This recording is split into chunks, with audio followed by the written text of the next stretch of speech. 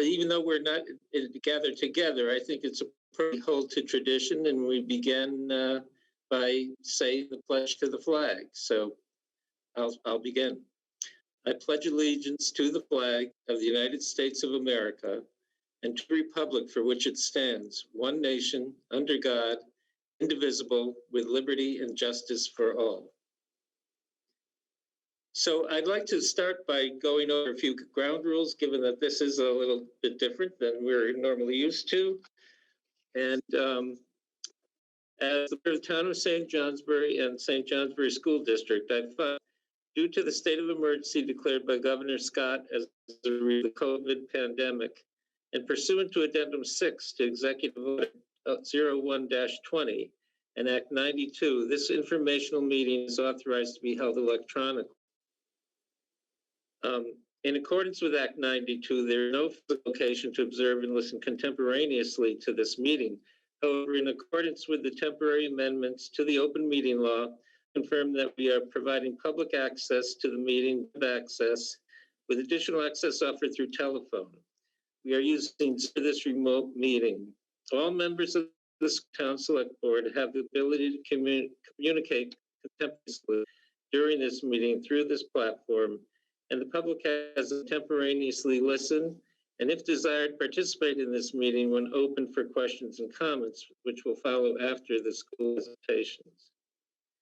Providing a mechanism for the public alert the public body during the meeting if problems of access. If anybody has a problem, you can use the chat function, which we'll get to. Continuing the meeting in the event the public is unable to access this meeting, it will be continued at a time and place certain to be determined. Let's go over some of the ground rules for participation. And by the way, this meeting is being recorded. All participants will be muted, and when the meeting is open for the questions or comments, you can get the moderator's attention by using the raise hand button under reactions. Those using a smart tablet, reactions are under the ... icon. Phone-in participants can raise their hand by hitting number 9, star 9, and can unmute themselves by hitting star 6. Speakers must state their name and town of residence before each presentation, comment, or question. Comments and questions should be 2 minutes. We expect that, as is our tradition, we expect that comments and questions will be respectful, but in the event that they're not, which is the unlikely event that happens, we have the ability to mute participants after being issued a warning. But I'm sure necessary. More general information. The purpose of this meeting, of course, is to discuss the articles. There will be no votes taken tonight. Voting has been going on for time now and will conclude tomorrow following in-person voting from 8 a.m. to 7 p.m. at the town offices. Without further ado, I think that Chad Whitehead is going to present the town's report initially, and we'll turn it over to him. So people just give me a quick second to set up. David and I are here at the town offices, and we're staying 6 feet apart and trying to manage this all at the same time. So let me get my presentation started, and I will share my screen with you.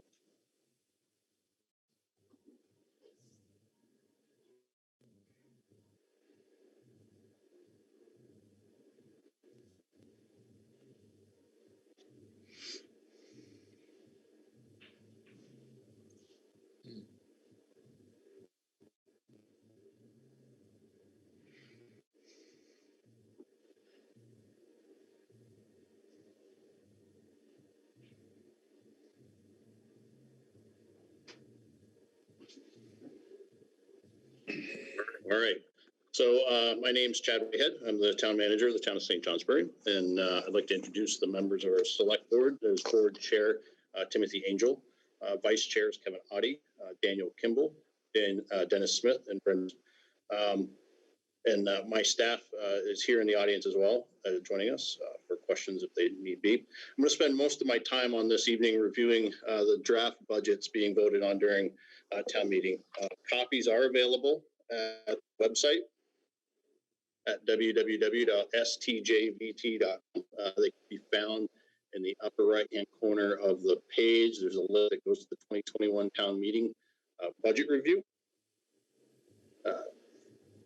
On that link, you can find information including draft ballots, details of the budget. There's messages from my office as well as a pre-recorded presentation on the budget.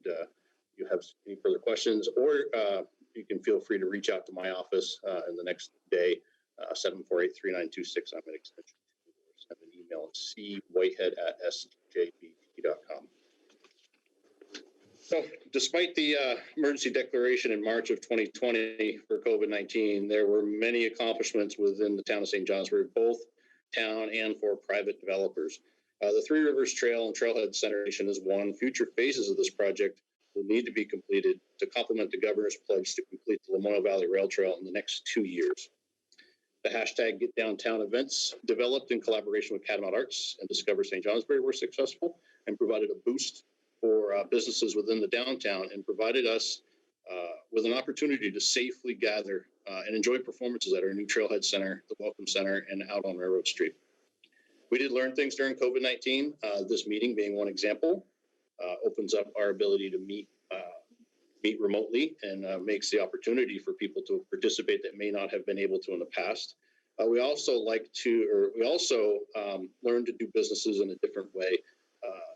Pedestrian bypasses and the development of our outdoor dining are just a few examples.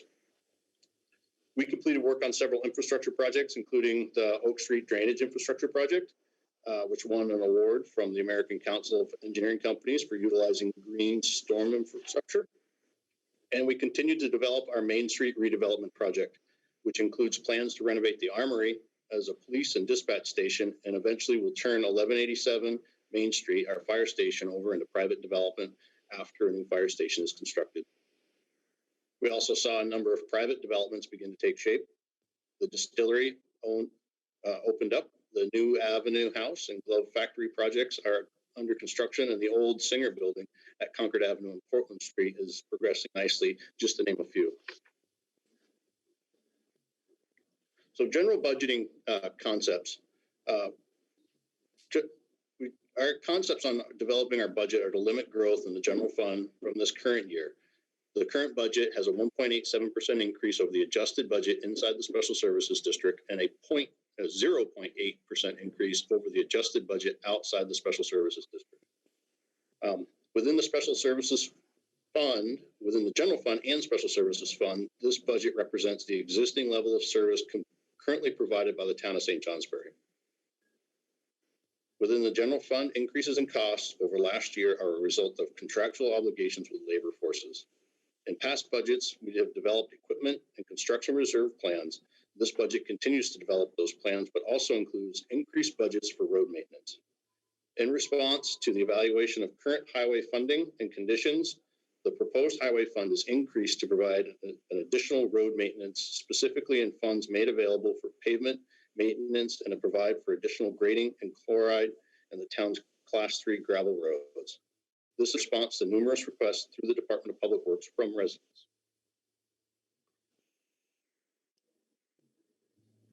So, impacts on the 2021-2022 budget, as I discussed before. Budget over budget, changes in expenses, 1.87% increase over the adjusted budget in the Special Services District and 0.8% increase over the adjusted budget inside the Special Services District. When I say adjusted budget, I'm referring to in August of this last year, at the recommendation of the town manager, the select board made a budget adjustment before setting the tax rate that utilized reserves to fund operational expenses for a one-time effort to soften the blow of both the uncertain economic impacts of COVID-19 and impacts of the townwide reappraisal. This reduced the amount of taxes to be collected from property owners from what was approved at town meeting, and property owners saw a reduction of 3 to 3.5% in their municipal tax liability this last year.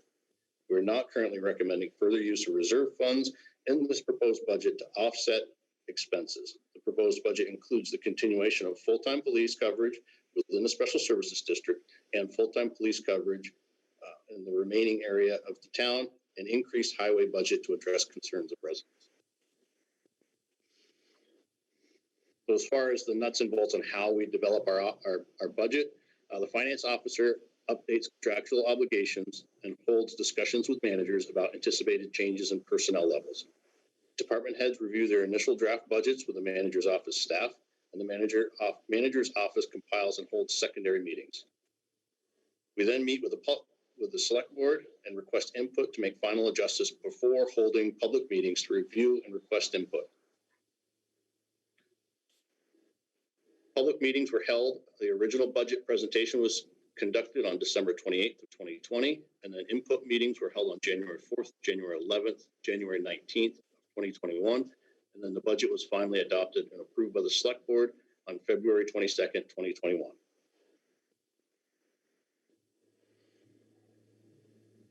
So to dive into the actual dollars here, the total revenues, I'll back up just a little bit. So as everybody knows, through a joint school board and select board decision, we chose to push back town meeting day so that the vaccine would be further deployed, but also so that we could know more about the pandemic's impacts on our revenues. Currently, our delinquent taxes are at $525,000 compared to $673,000 of delinquencies at this time last year. So currently, we are at about $148,000 ahead on revenues as we were a year ago today. So revenues within this proposed budget, and this includes all revenues, not just those raised by taxes. General fund of $3,869,550. Special services fund is $1,449,768. Highway fund, $2,991,124, and the parking meter fund at $52,500 or $250, sorry, and the recreation fund at $10,000. That's a total revenues of $8,372,692. So expenses within the general fund. Town manager's office expenses of $421,720. Town clerk and treasurer's office $131,348 and $99,848. The Board of Civil Authority is $7,653. This is reduced from last year due to fewer elections. The assessor's office is $118,984 and continues to subcontract our assessing service with New England municipal consultants. Economic development of $206,200 and includes tax payments to the industrial park. Continues with fund development of continues to fund the development of our rental housing incentive program and local match for the Armory project. Planning and zoning, $44,770. This is one of the areas that was cut this last year. It was cut in August, and it currently will continue with full-time or part-time positions rather than be full-time. And then the Armory budget of $20,000, which was reinstated for transfers to reserves for the Armory. Continuing with the general fund, dog control budget and board of selectmen of $1,000 and $6,990 are consistent with previous years. Dispatch center, $559,193. It's important to know that these dispatch costs are offset by revenues that we build to the surrounding public safety organizations that we serve. Fire department is $1,243,741. There's a reduction in our overall overtime at the fire department, and we reduced some of our reserve transfers. Solid waste, $30,000, and this represents continuation of sharing our household hazardous waste days with the town of Burke. Palmer building includes loan payments for the building and expenses for the Palmer building itself at $191,375. The general fund is $734,529, and this includes our expenses for audit, legal services, and also our special appropriations are calculated within this line item, even though those are voted on separately on the ballot. So it's a total general fund of expenses of $3,869,550. So the special service fund, this applies only to the voters within the former village limits. The primary piece of this is the police department at $1,212,524. There's $3,100 for parks and trees and $16,000 for the beautification committee.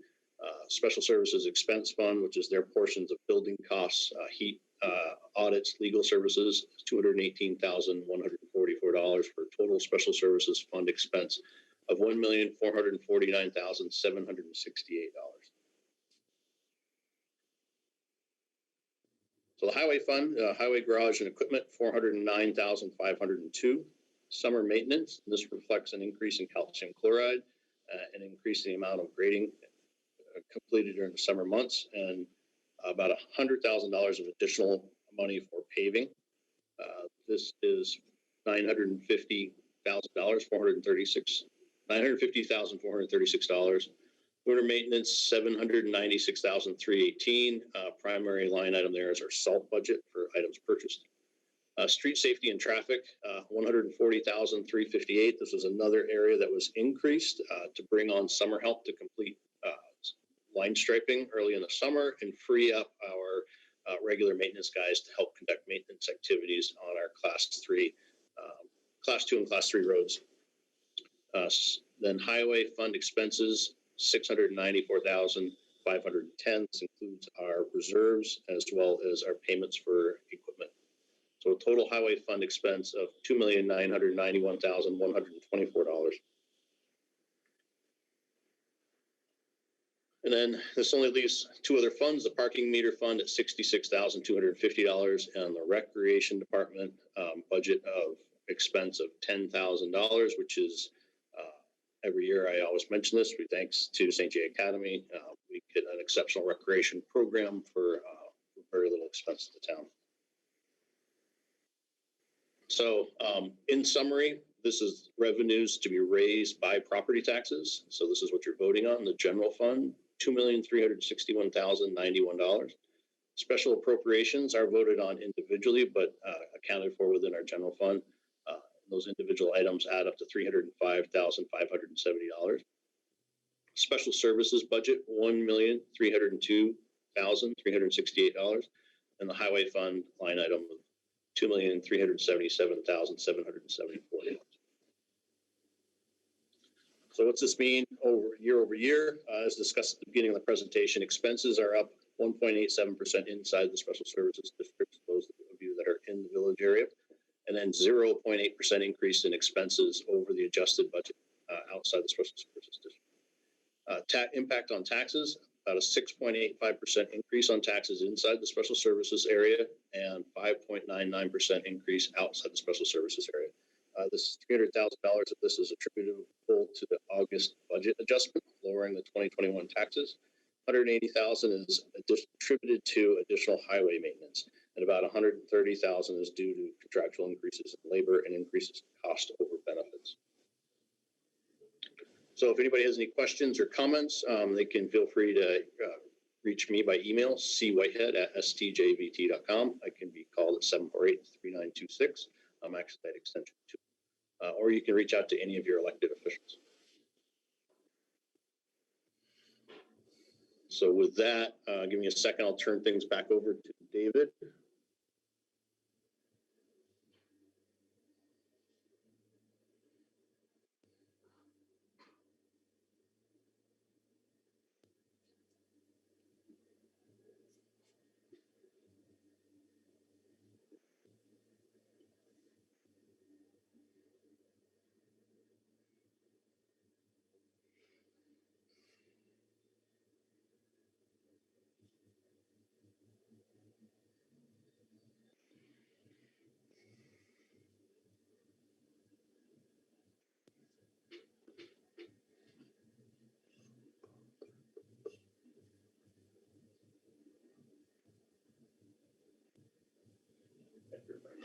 Okay, so we can proceed to any questions or comments people might have. Chad's going to be my Vanna White and help help sort through people who have questions. But if you have a question or comment, you need to state your name and the town. I assume it would be St. Johnsbury, and then state your question or comment. Do we have anybody?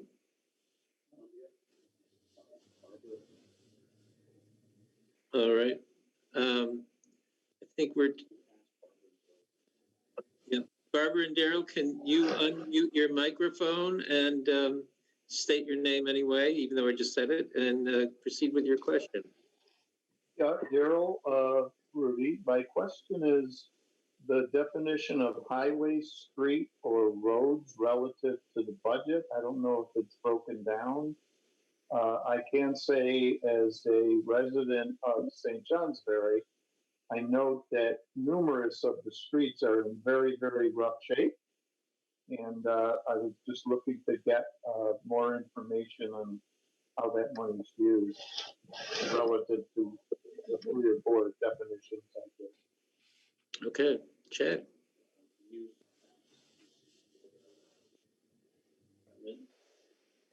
Ask what? Pardon me. Ask if Steve Borgard can chime in.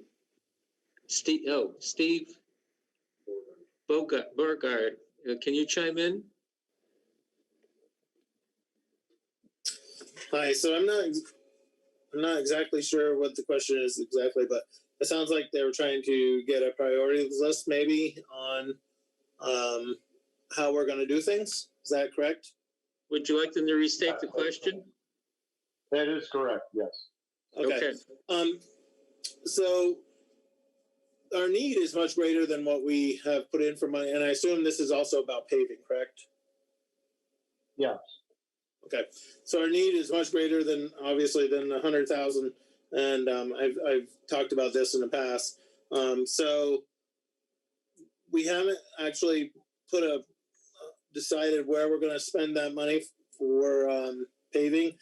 We have stated that we're going to spend 70,000 of it, which will do close to a mile in one area, and then the other 30,000 we'll have to use for patching because we just have to patch some spots to buy us more time. And we will not use it on the worst spots because the worst spots will cost us about 100,000 per mile. So we want to try to find a section of road that's in fair condition, not in poor condition, and for this year. We're hoping, we'll get more grants, and in the future we'll get more. We'll put in more money for paving, and at that point, I think we'll try to split that money up and fix sections of poor roads that are in poor conditions, and then roads that are in fair condition. One of the good things that's going on too is we're getting a little more bang for our buck because the Gilman Pleasant project is being done, and that'll get repaved with a grant money. So we will have some sections of road that are getting paved. So it'll be more than just a mile of road that's going to get paved this coming year. And we've also applied for a Class 2 grant for Breezy Hill, and that'll do about a mile or a little better. Actually, no, I'm wrong about that. It's a $175,000 grant that we applied for, so it'll do a little more than 2 miles. So with that, we'll start on Route 5 and go as far as it'll take us money-wise. And can you hear me? I can. Yeah. Just a quick last question, I think. Relative to grants, how do you procure grants, or what's your process for searching for new grants? Just briefly, you don't need to get into it in too much detail. So every year the state gives out Class 2 grants, which aren't, we have Class 2 and Class 3 roads. The Class 2 can only be used on Class 2 roads. And typically it's a 2 to 3 year cycle to get that 175,000. So we'll apply for that every year and hope we can get it more often, but we'll plan on getting every other year at least. As far as other grants, now that Biden is working on this infrastructure grant or infrastructure, I'm not sure what you want to call it, but we're hoping to get some money from that to also do some bridges and also do some more paving. We're hoping for a fair amount of money over the next 7 or 8 years from that, but that's not guaranteed. Is there competition in getting the money, or how is that part work? And then I'll ask any more questions. So the Class 2 monies are they're by regions in the state. I think there's 8 different regions, and every region gets a certain amount of money. And so that's why it's kind of an every other year to 3 years project, where you can get those grants. If some towns don't apply, sometimes you can get them more often than not. That's why applying every year is it's beneficial for us. The other grant stuff, it's hit and miss, and there's always tons of competition. Okay, thank you. Thank you. And it helps also that St. Johnsbury, or the whole Northeast Kingdom is poorer than other parts of the state. So we do get a little bit of preference from that, but it still comes down to, what's available and who's applying. Yep. Yep. Anybody else have a question? Oh, Scott Campbell. Thank you, David. I'm just wondering about the federal money and the ARPA, the American Rescue Plan. There's a chunk earmarked for towns and municipalities. Is there not?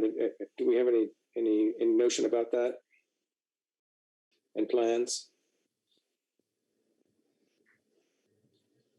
I guess I'm asking Chad. Is Chad still with us? There's Chad. Yeah, I'm right here.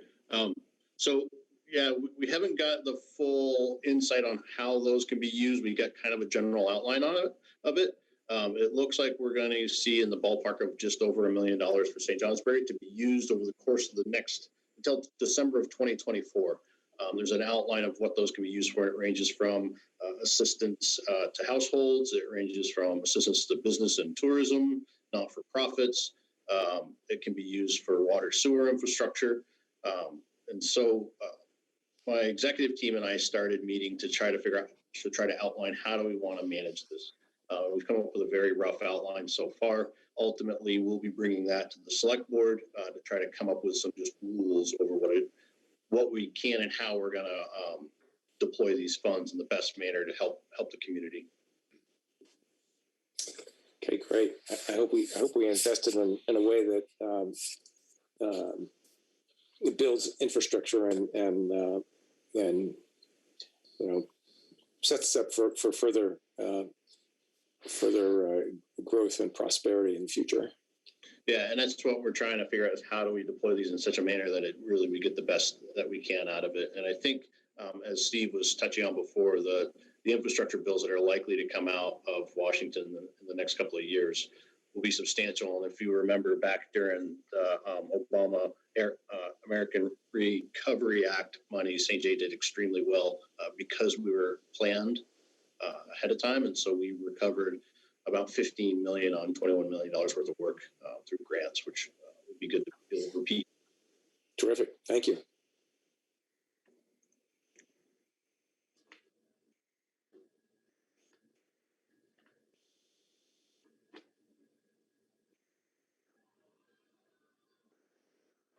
Chad, could you clarify the money that is coming through COVID? Is that allowed to be spent over more than 1 year? Yes, he says yes. Till 2024. Okay. Anybody else have a question or comment? If so, raise your hand by the appropriate method. Whatever that is. If not, we'll proceed to hear from, I think, Brian, are you going to speak, or Mark? Brian Ricca from the school. We're going to take a minute here. Chad's going to give me the opportunity to share my screen so that I can give you all the school budget informational presentation as well.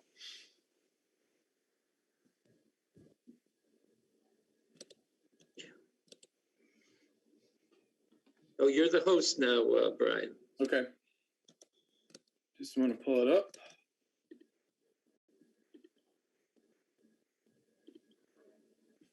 Can you give me a thumbs up, David Reynolds, if you can see my screen right now? All right, hold on. Go back to Zoom. Try this. All right, how about now? Can you see my screen now? All right. Thank you, everybody. It's a privilege to be making my third presentation to this town for our FY22 budget. On behalf of the school board, Chair Mark Avery, Vice Chair Dr. Dean Rankin, members Abigail Campbell, Eileen Dickinson, and Tom Huntington, all of whom are here. I thank them for helping to shepherd us through this very unique time in education and in our history. I start off with this slide because it's an indication of one of the things I'm most proud of during my time here in St. Johnsbury, and that's building relationships with members of our community. These masks that you see here on some of our St. Johnsbury kiddos were donated by the generosity of the St. Johnsbury Rotary. And I would make a point of sharing this if I wasn't also a member, but I'm proud to be a member of our Rotary, and I'm proud of the way that our Rotary and our community has supported us during this very challenging year. The first thing that I can show you is that we're hanging in there. It's been quite a challenging year. We are back to 9 out of 10 of our grades are learning in person as of last week, even though we had a couple of remote days last week due to a confluence of bad events. We are proud to be hanging in there and still making sure that our school is a safe place for our students to be welcome and included to learn to the best of their ability. And one of the reasons that we do this, in my opinion, incredibly well is because we put an emphasis on visible teaching and learning for all students. And whether it's during a pandemic and we're full of masks, or whether it's during a year where hopefully masks are not going to be a part of our educational system forever, the adults in our school district meet our students wherever they are, and they make commitments to build relationships and to show that there's visible teaching and learning when our students come to school. One of the silver linings to our pandemic, and the pun is intended, is that we were able to begin our bond project, which this community approved earlier than expected. If you'll recall, in the fall of 2019, the town of St. Johnsbury approved a $3 million budget for safety and security upgrades, as well as a biomass heating system. When our students were dismissed in March of 2020 because of the pandemic, due to some of the restrictions being eased in the month of May 2020, our construction company was able to follow the guidelines set forth by the Scott administration and began construction and completed the bond ahead of schedule before our students returned to a hybrid model in September of this past year. So what you're looking at is the silo for wood chips and wood pellets, as well as our heating plant. That was one major arm of the bond that was completed last year. This is also our new front entryway, which is safe, but also still welcoming. Those doors that are there were brand new. If you recall, you can see actually through those doors to where the former reception area used to be. We've moved that up. And the final arm of the budget is the actual guts, where we're reducing our carbon footprint. We're reducing our emphasis on oil. We are heating using wood chips, which is more environmentally friendly. And so while it was not ideal to have an empty school building last year, certainly at the end of the spring of 2020, we were able to take advantage of it. And so we're grateful that with the town's support from the previous year, we have completed our bond work, operating our heating system this year using our wood chip system. Our oil burner system is used as a backup, and we now have a safe way for our students and families to enter into the building and a new configuration behind those doors. We'll be working with the building committee, hopefully in the coming months, to give you a video tour of more of the bond work. But for now, we are grateful to the community for their support and are very happy to show you the results of that bond work. Now, to get into some of the specifics, we have an increase in our expenditures estimated for this year.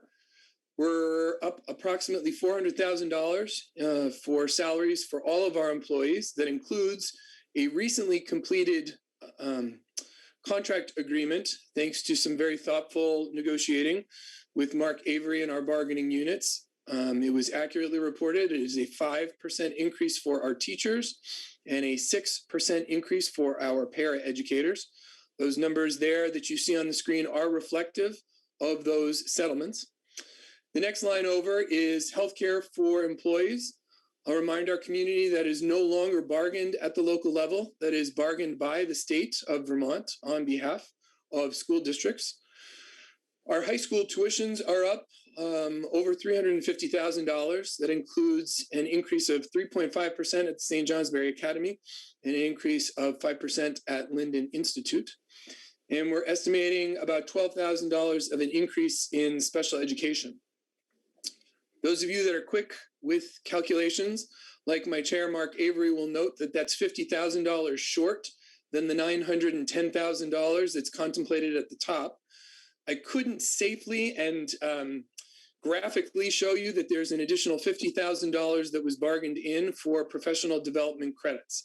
But when you add all those numbers there in those 4 columns that are in front of you right now, plus the $50,000 for professional development, that's an increase in our expenses for next year at approximately $910,000. We also are going to be showing a decrease in our overall expenditures this year.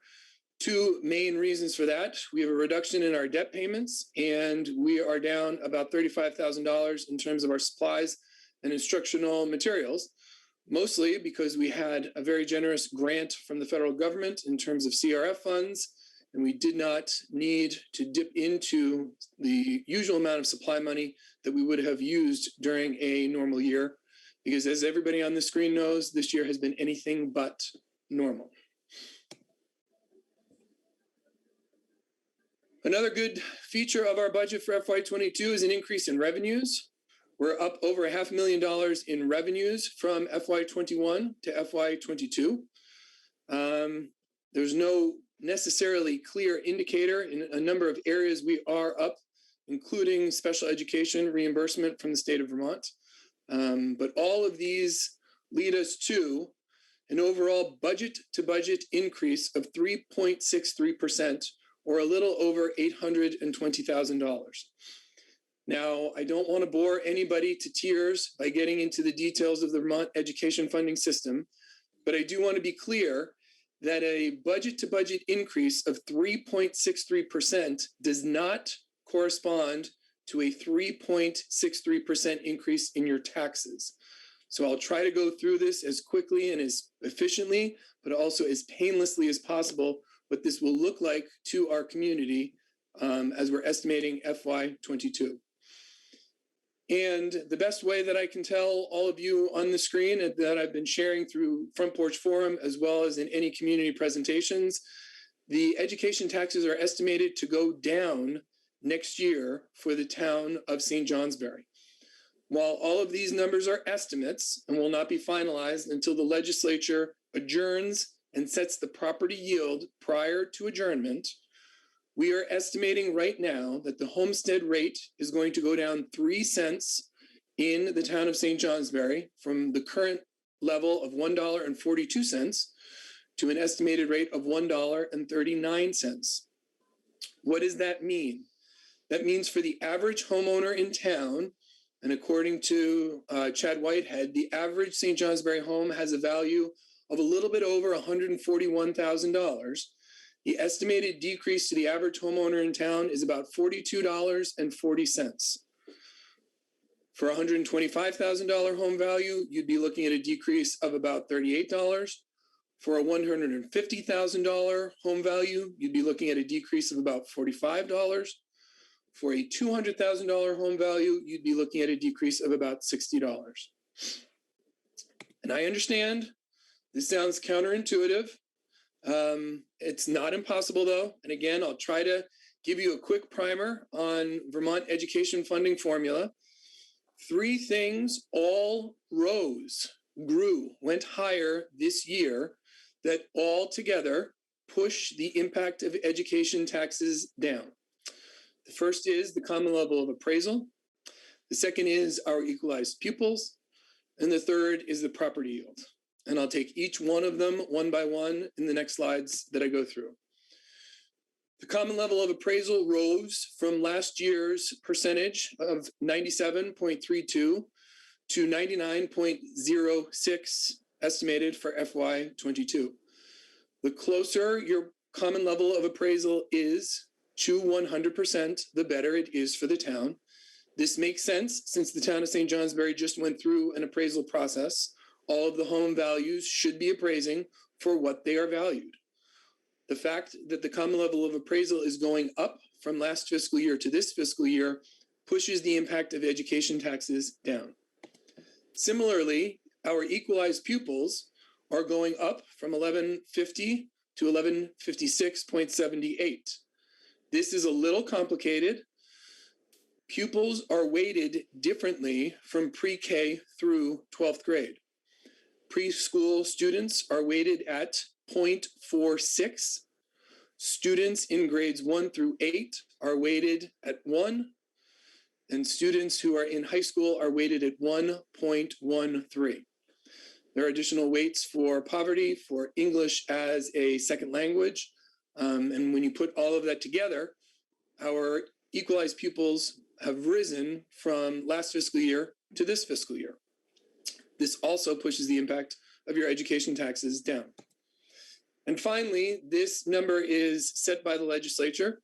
It is the property yield. It is estimated to rise from just under $11,000 to $11,385 for next year. This amount, the property yield itself, will have to be approved by the legislature before it adjourns in May or June. And once that is finalized, we will be able to lock in what we know for our tax rates for St. Johnsbury. When the property yield goes up, that also pushes education taxes down. All of that leads to education spending per pupil. This is the number that typically correlates to whether taxes are going up or down in a school district. For FY22, we are estimating an education spending per pupil increase of 1.035%. We are spending just under $200 more to educate the equalized pupils that I just showed you a couple of slides ago, the 1156.78, than we did this current fiscal year. And with all of those other factors going up, that is what is pushing the education taxes down in the town of St. Johnsbury, and why we are estimating all community members will see less on their tax bills for education taxes this coming fiscal year. We've been flexible. Even as recently as last week, we had 3 days where we were learning remotely due to staff shortages. Our staff shortages last week were due to 4 factors. The first of which was the health department was investigating our bus company for a possible outbreak. So St. Johnsbury, Caledonia Central, and Kingdom East had to suspend bus service. In addition, there were childcare closures in the area due to the increased community spread, which we are continuing to see in the Northeast Kingdom. In addition, a number of our faculty and staff have been getting vaccinated and feeling the side effects of that vaccination. And finally, people had absences due to typical run-of-the-mill reasons. So we are continuing to be flexible as we head for our April break, which begins next week. And we are grateful to our community for all of their support. We're grateful to all of our families for their patience and their flexibility. As we are planning to look forward, we are reigniting education in St. Johnsbury. The Agency of Education has asked us to write a recovery plan, but thanks to the quick thinking of Jody Elliott, our Director of Learning Design, we didn't want to call it a recovery plan. We wanted to call it a reigniting plan.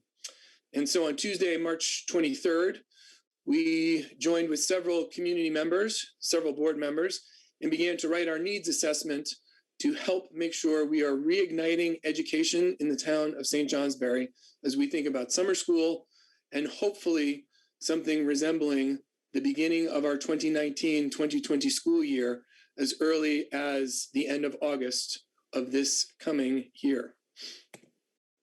And finally, as always, we have hope. This is one of our teachers holding the hand of one of their students who every day when this child comes into the classroom just needs a little physical contact, a little physical touch, a little physical way to make connections with their teacher because we put our relationships first. It has not been an easy year. I can tell you, I have never been more grateful for a school board that has stood by us while nudging us and pushing us and challenging us to make sure that we are doing everything possible to get our students into school. They have been respectful of the decisions that we've made. They have been supportive of the directions that we've gone, and they have put students first. And if you haven't read our school report, I would urge all of you to do so.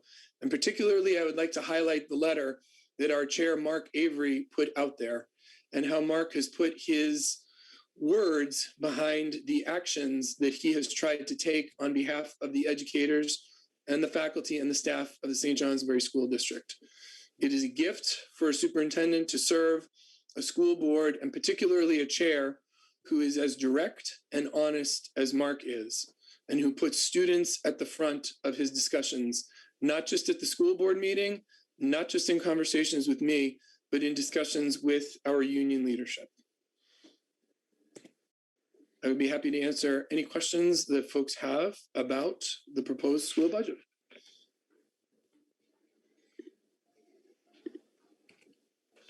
Okay, thank you, Brian. Are there any questions or comments on the school presentation?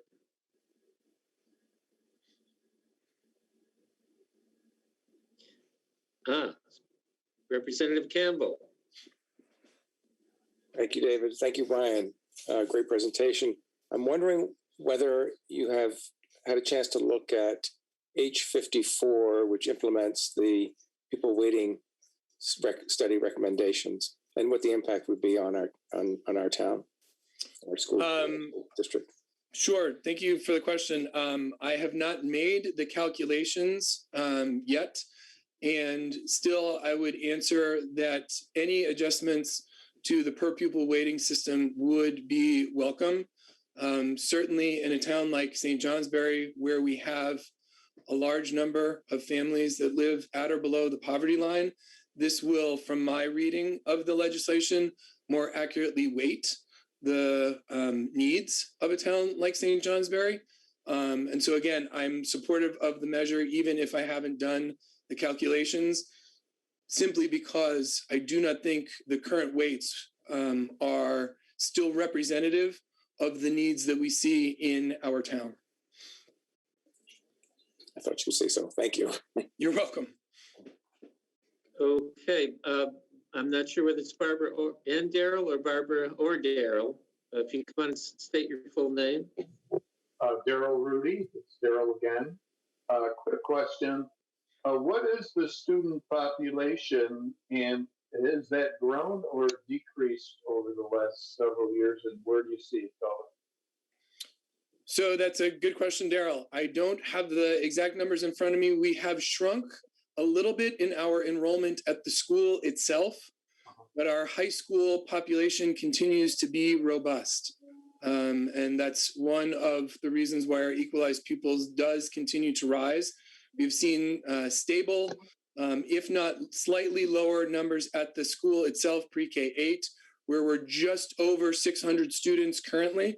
But our high school tuition numbers continue to be very steady and very robust. Thank you. Sure. Anyone else?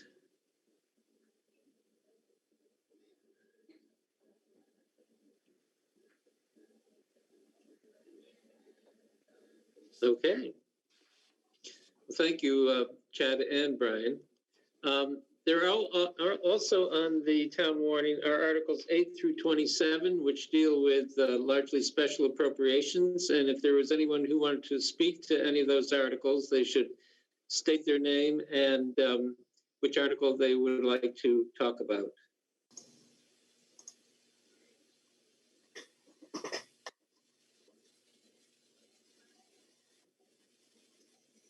Not Hi, I'm seeing. Bob Jolly. Oh, okay. Yes, Bob. I'm Bob Jolly, director of the Athenaeum. I'm also from Barnet, though it Okay. feels like I live in St. Johnsbury. I don't. May I speak? Yes. Okay, thank you. Just some quick points, as everyone is going to say, 2020 was a very hard year.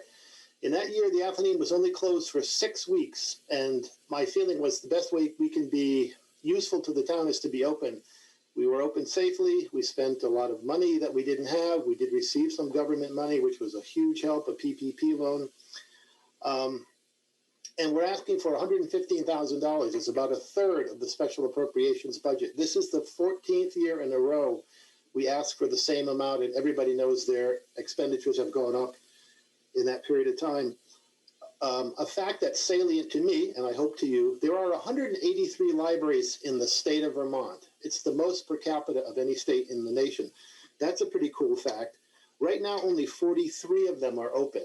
And the Athenaeum is, I think, the biggest library in the state, public library, not colleges or universities, that's open to the public. And we are open. You don't have to make an appointment. We don't limit the time you're here. The computers are on. The public access, high-speed wireless is on 24 hours a day. So we have made every effort to be useful to the town during this period. We can do things like help you make Zoom calls. These things, if people have trouble doing them or don't have access for doing that, we can help you do that. We have helped set up people with their vaccination appointments who didn't have home computer access. So we're doing the things we normally do. We're doing things that are we think are unusual or useful to the town. And this is the 150th anniversary of the Athenaeum. We have some projects planned and some events if we can all gather in person again, because having a big party like this, though it's wonderful to see you all, is not nearly as much fun as whooping it up in person. So thank you very much for the opportunity to speak to you. If you have voted for us already, thank you very much. We are Article 10 on the ballot, and my report to the town is on page 10. Thank you very much, and I would answer any questions if there are some. Okay. Any questions or any comments on any other article in the special appropriations list? Can you hear me, David? It's Paul Banks. Yes, I can. Paul Bankson, Oh, yes. Yeah, I don't specifically want to talk about the budget, but I would like to let people know that in my role as interim executive director at Northeast Kingdom Human Services, you know, that agency has received a considerable bad press right around the Christmas, New Year holidays. And I just would like people to know that that agency is really doing an incredible job. In fact, we did submit a very voluminous corrective action plan. And we, as of April 1st, had some very complimentary responses to that corrective action plan. So I'd like to let people know that agency is back, getting back on its feet from a leadership perspective, and it's certainly improved its relationship with the Department of Mental Health regulators in terms of meeting standards. The same is true for the alcohol and drug use disorders programs. It's called alcohol and drug addiction programs, but the agency had not met standard for, I think, a year and a half or something like that. And as of last week, I received a report with a review of records that we have had really great improvement, and it's showing the agency meeting standards. Now we'll have to stand point, but I just wanted to get that that good news out there. And in terms of the funding, 98.3% of the agency's budget comes from state funds. And like many other things, you don't just increase your fees. Just over the past, a little bit more than a decade, I've seen that agency has fallen behind general inflation by something like 8%. In other words, if you took the cost of living and said, okay, the cost of living went up 10%, well, the funding for mental health would have comparatively gone up only 2%. So that's something to keep in mind. We are asking the town for something like $7,900. The agency literally, from what I can see, it's serving well over 1,000 people in the area. The demand is just incredible right now for mental health services support. So I'll just stop with that. But I wanted to pass along some good news. That's Article 24, I believe. I already voted for it, just so you know. What a surprise. Any other comments or questions on any of the special appropriation articles? If not, I would guess that we are going to terminate this meeting for now and ask you all, if you haven't already, like Paul voted, you have an opportunity tomorrow till 7 o'clock in the evening. So, oh, and I'm being told that they shouldn't use the drop box tomorrow. They should actually come in with their ballots. So that's a good comment. So I will let you go and enjoy the NCAA championship at 9:20. Go Gonzaga. Thank you for participating. Thank you.